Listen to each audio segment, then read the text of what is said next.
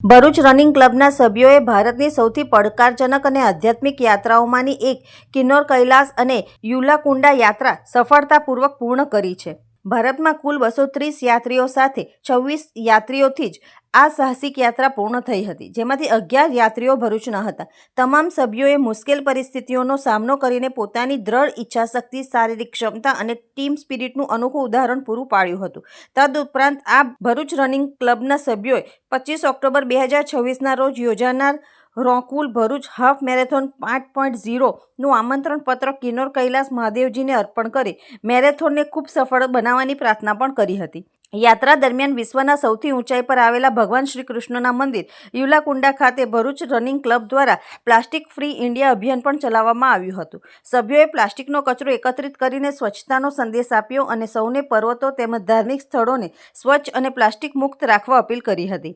આ યાત્રા માત્ર સાહસની નહીં પરંતુ પર્યાવરણ પ્રત્યેની જવાબદારી અને સામાજિક જાગૃતિનું પણ પ્રેરણાદાયી ઉદાહરણ બની છે.